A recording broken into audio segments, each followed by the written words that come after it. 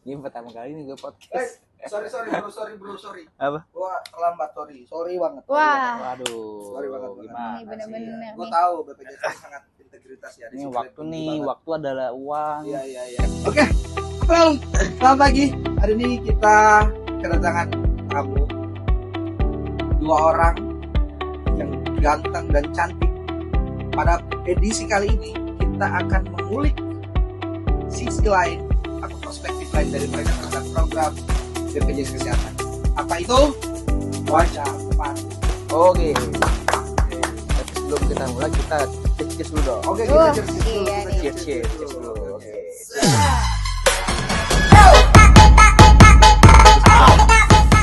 Disclaimer ini kopi ya, bukan Oh ya, kopi ya. Oke.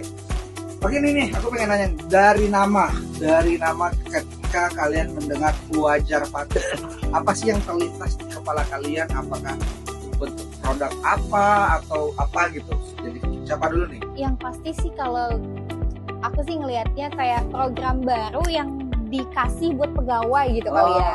program Kalau saya sih ketika dengar kata-kata wajar patuh wajar patuh. itu seolah-olah ada kewajiban Kewajiban. Oh, keharusan ya. Keharusan. yang harus diimplementasikan oleh pegawai. Benar nggak sih? Oke, iya benar. Kan dari wajar patuh itu kayaknya terdesak dengan suatu kewajiban. Oke. Karena patuh tuh ya. Patuh tuh ya kan, karena kita harus patuh dengan Waduh. peraturan internal tuh. Ya. Berarti ini ada tambahan tugas gitu ya. Bisa jadi. Oh. Oke, tapi singkatan wajar patuh itu sendiri apa? Yang gue tahu ya, Ya. kalau waktu itu saya ikut sosialisasinya Oke. di acara bicara. Oh iya, Oh, iya. kan ya, kemarin ya? Yang komsi itu Yang ya. jadi sama Oke, komsi. yang komisinya Jadi, dari Korpu. Dari Korporat University BPJS Kesehatan. Ya. Jadi kemarin dari Korpu BPJS Kesehatan itu sudah menyelenggarakan sosialisasi kepada seluruh duta BPJS Kesehatan terkait dengan wajah patuh. Jadi ketika saya menyimak, wajah patuh itu singkatan dari wajib belajar 40 jam.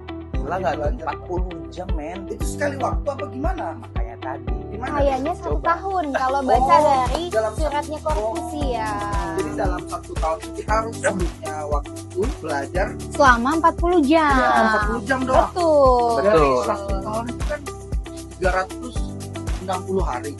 Benar nggak sih? Benar. Sebenarnya kalau kita itu hanya sekedar belajar 40 jam mah sebenarnya bukan apa-apa. Tapi kita juga bekerja. Masalahnya kita kan selain kita ada aktivitas rutin, kita juga ada kerjaan yang harus Oke. selesaikan. Jadi Betul. menurut ada beberapa perspektif orang, 40 jam pelajaran per tahun itu berat banget. Bener Berat. nggak? Betul. Berat banget. Menjadi beban tambahan. Menjadi beban tambahan. Sebagian orang. Itu perspektif sebagian orang. Oke, aku pengen nanya nih. Oke. Jadi kan BPJS Kesehatan itu kan badan yang memiliki pekerjaan yang sangat mulia.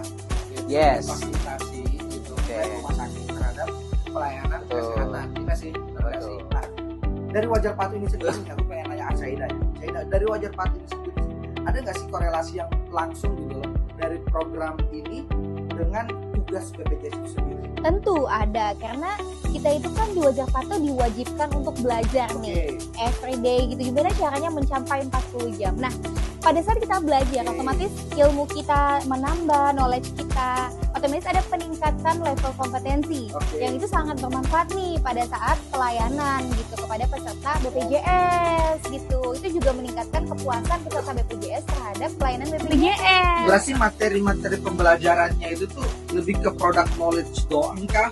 Atau ada hal-hal yang lain, misalnya gue pengen belajar public speaking, Yes. gue pengen belajar apa, atau gimana? Sebenarnya kalau untuk wajar patuh yang saya tangkap ya dari penjelasan Korpu tempo hari bahwasanya pembelajarannya sebenarnya tidak harus sesuai dengan gap atau kompetensi biasa ini. Oke. Jadi misalkan nih saya sebagai frontliner, Oke.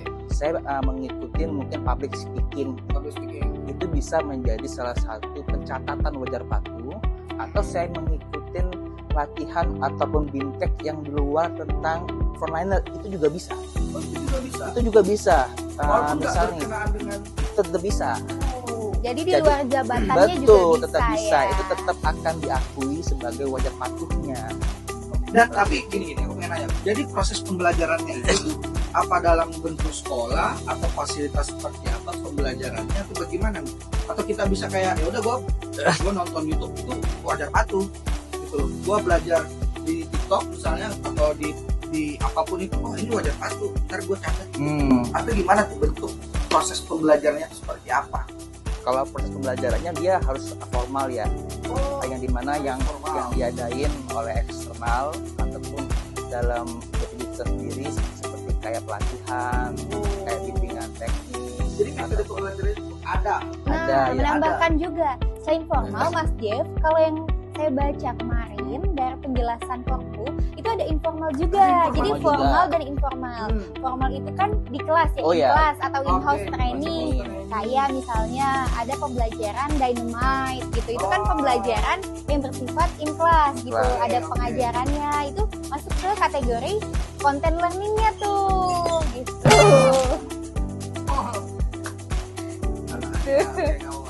Lanjut. Nah, jadi tadi ada tukang bakso lewat, oke. Kita kebetulan nggak jadi beli, jadi kayak kita lanjut ya guys. Jadi betul. Gitu. Dan kalau misalnya seperti Azam bilang, kita bisa baca buku, nonton video, atau dari resource lainnya, itu bisa dimasukkan dalam kategori wajar patuh. Tapi kita ada syaratnya. Misalnya salah satunya kita melakukan best practice sharing atas knowledge atau ilmu yang kita dapat. Nah, itu bisa dimasukkan dalam wajar patuh. Gitu. Ya, menarik banget teman-teman ya tentang program wajar patuh ini, your perspektif masing-masing ya. Oke, baik teman-teman sekalian, karena berhubung kita terbatas oleh waktu dan kesempatan, jadi wajar patuh wajib belajar 40 jam. 40 jam, bukan wajib belajar tumbuh hati. Wajib belajar 40 jam. Oke, untuk teman-teman sekalian tetap semangat untuk mengejar target wajar patuhnya, karena ini merupakan salah satu kewajiban kita sebagai duta BPJS Kesehatan. Oke, siap.